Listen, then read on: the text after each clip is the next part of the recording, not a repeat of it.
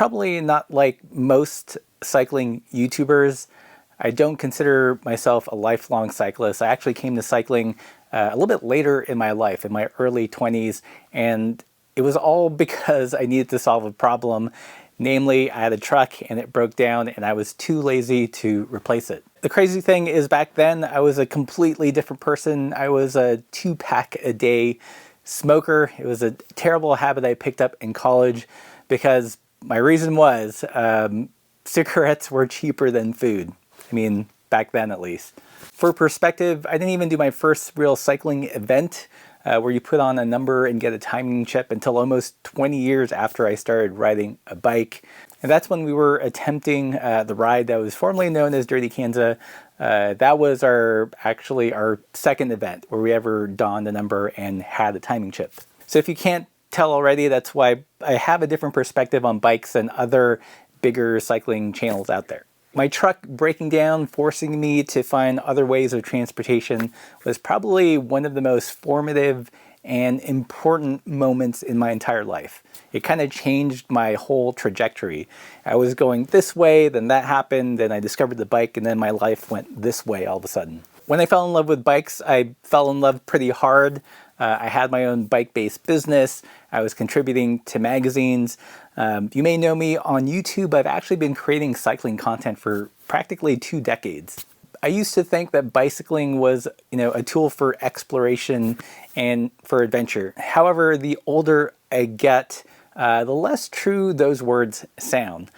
Sure, we've gone on some big bike tours. We rode across the country around New Zealand to Spain, all over Oregon. But I don't think we're really, adventurers and explorers in the same way that, let's say, like a Sir Edmund Hillary was. It's tempting to use the words like explorer and adventurer because it's easy to do and it sounds sexy. The more I thought about it, what I actually like to do on a bike, what I love about biking is the act of observation. I know this sounds weird, but let me explain. In painting, it's said that you create art by observing life and putting your own spin on it. And I think observe is a really interesting and poignant word. Observing is far more active than just looking, the physical act of pointing your eyes in the general direction. It's also more contemplative than just seeing. Acknowledging said object is in front of where your eyes are pointing at that moment. There's a whole internal process in the act of observation. In painting, you're constantly evaluating if something is lighter or darker, if the color is warmer or cooler. You're searching for those patterns of light and shadows of meaning, basically life stuff. You look, you compare, and you contemplate. You have to slow down just enough to internalize and see how individual parts kind of harmonize with the whole. This is what I think of riding bikes now.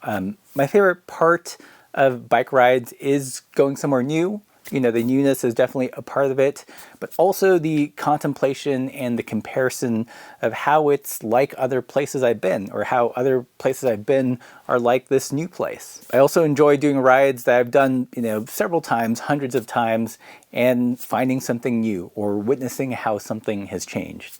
It could be the landscape, it could be my bike, it could be me. The bike for me these days is something that facilitates this observation.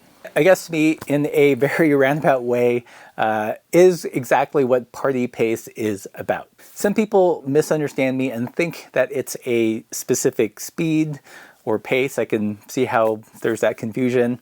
It is true if you're riding like balls to the wall, there's probably no space for contemplation. However, it's not about going slow, like riding 5 miles per hour or something.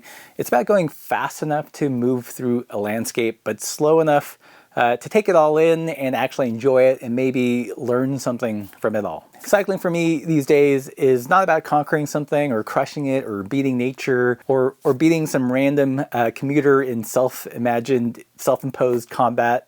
It's really about being in it, being a part of it, enjoying the fact that you're alive, you can breathe the air, you're in this particular moment, and that has value all in of itself. A good metaphor is actually walking. Sure, there is competitive speed walking, but Thankfully, they're a very small part of all walkers. For most of us, the act of walking in itself is enough. It doesn't have to have a point, a destination. It doesn't have to serve a greater purpose than to just be enjoyable. You don't walk so you can become a faster walker, so your next walk is somehow better or more important than the walk you're currently on. You appreciate it for what it is in that moment.